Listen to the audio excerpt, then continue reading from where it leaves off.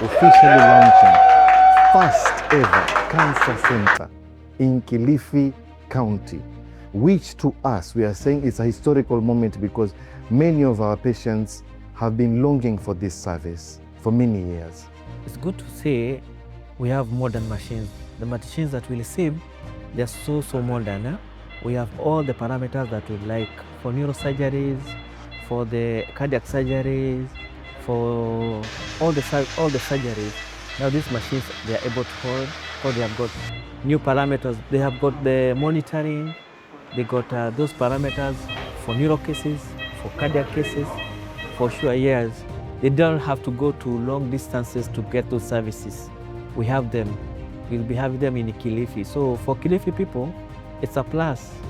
Long distances to Nairobi, to Mombasa, to get these services, it is sorted out. Say that we have partnered with Kilifi County government through the leadership of the governor, His Excellency Gideon Mung'aro, in supplying a 128 slice CT scan, a latest 2025 model that equips the county referral hospital with the latest imaging capabilities. This machine did not only come as a system, but it also comes with the UPS systems.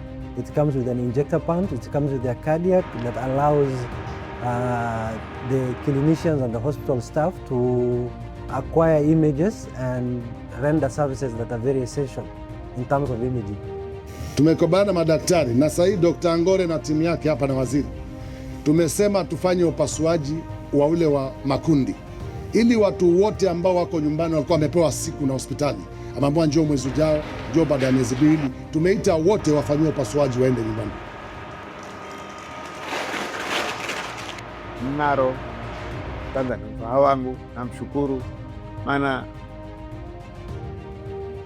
mimi ndugu ya Mason Kingi mbola semza hadhi ya Kamale. Mng'aro anautambua sana lakini hii huduma wale ndapatwa mwezi wa 10, alafu yonokwa adhari ya enye kusimboza msaada nikipata simu na nikidakara nakuja siku ya Jumapili na Nziloni kuja matatu nikishughulikiwa na kupiga picha na noni takukitwa. Matibabu si mabaya, matibabu ni mazuri. Tunashukuru kwa madaktari usiku mchana kutupitia, kutufunga madawa, kutuangalia shida zetu, kutuuliza shida hizi, mtu kama anasikia shida fulani aseme. Ujumbe wangu wale wenye matatizo kama yangu na waomba waje watafute matibabu kwa Kilifi County. Saratani ya matiti pia vile tutakuwa tunapima huko mashinani. Kuna wale watakuja Kilifi, kuna wale mtakuwa mkitangaziwa mkipimwa mashinani ugonjwa huo. Na la muhimu zaidi kwa akina mama hasa, baada ya kupimwa ama wale hawajapimwa, wamama watoto wa miaka 9 mpaka 14 pia watapewa chanjo na hawatawahi kushikwa na saratani ya uzazi.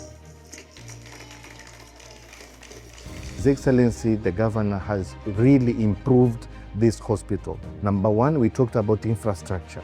We have now adequate infrastructure to house all the services that we need. Number two, we have made sure that we have equipped each department because every new ideas come with new departments. Now we have doctors who capacity building. We have doctors. Mung'aro has spent a lot of energy sending doctors for studies. Those doctors are now coming back. You have now oncologists in Kilifi, you have cardiologists, you have physicians, you have gynecologists. All these people, when they come back, now we are opening new departments. So infrastructure we have, capacity building, we have the consultants available. Now it's a matter of equipping. We have now equipped our departments, they are now fully equipped, and now patient services can be offered here at Kilifi County Referral Hospital.